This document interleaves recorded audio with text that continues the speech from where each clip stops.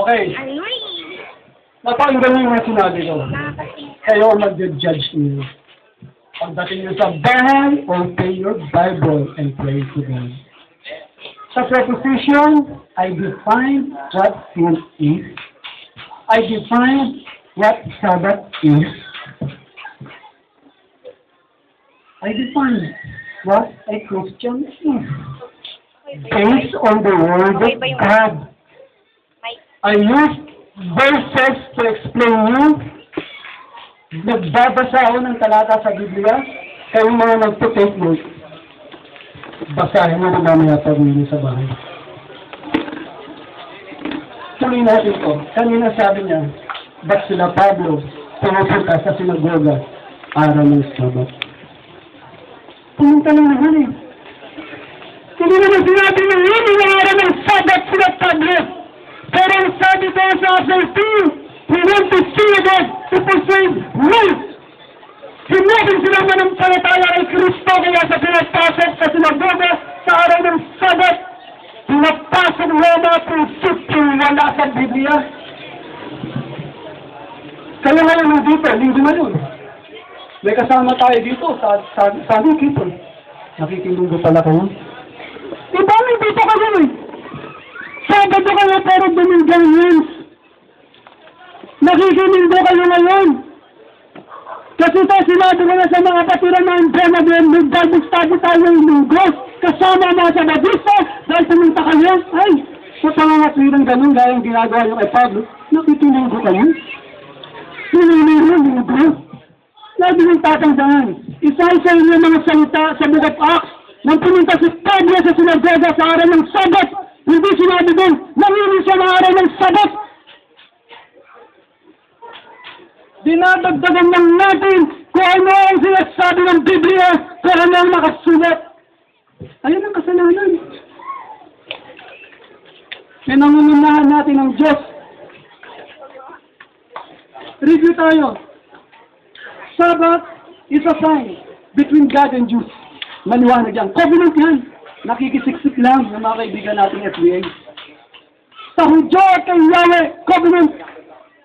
Kasama dyan ang pagtutuloy circumcision na nabasa niyo sa Biblia.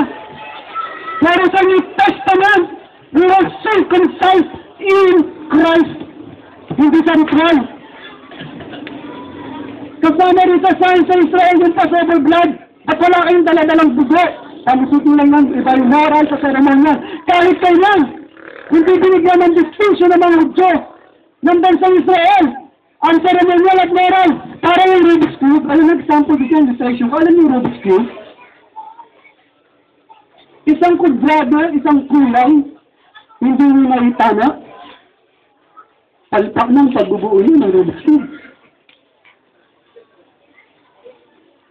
Kapag hindi mo sinunod ang isang utos galing kay Moses, pare-pareho mo yan.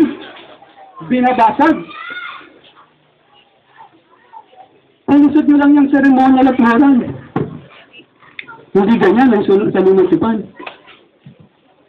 So the law of Moses was never subject to partial observance. At kailanman, walang binibigyan din sa bagong tipan na alalahanin nyo ang araw ng Sabat. Nasa ibigay nyo? Ipamit nyo sa radyo. Pakikinggan ko. Ang sinabi dyan, alalahanin niya si Kristo. Lord stable, di ba? Remember, ang sabi sa 1 Corinthians 11:23, do this in remembrance of me, banal na hapunan. Kaya hindi nyo pwede bigyan ng emphasis yung 5 commandment dahil ayun ang sinabi ang remember.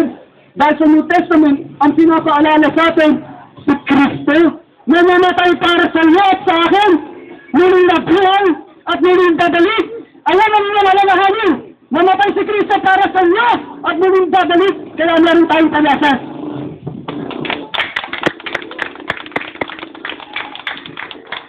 Yung sabat-sabat mo yun, oras yun. Madaling matapos.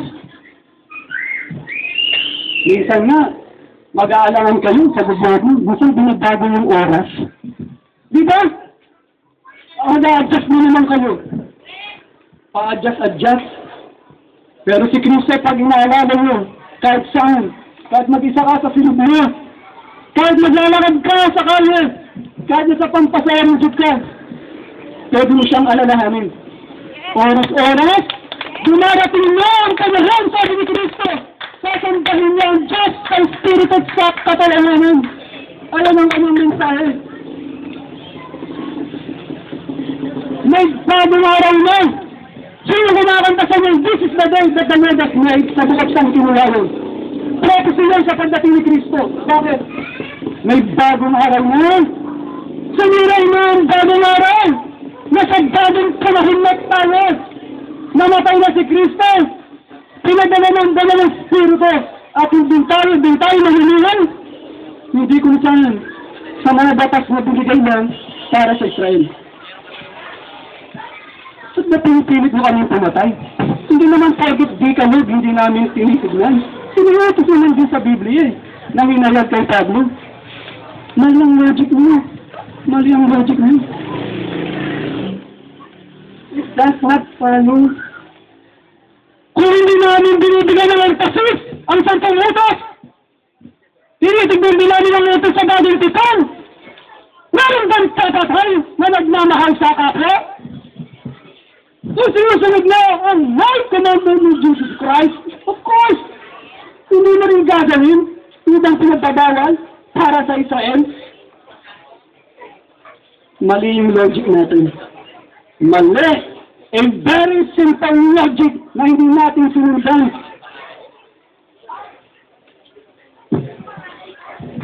Kaya nga sa panahon ng Panginoon Kristo, challenge ko sa inyo, dahil nagduduta siya sa Matthew 5:17 o sa John 5:17 na binasa ko. Pumunta kayo sa mga library. Pumunta kayo sa Theological Seminary Library.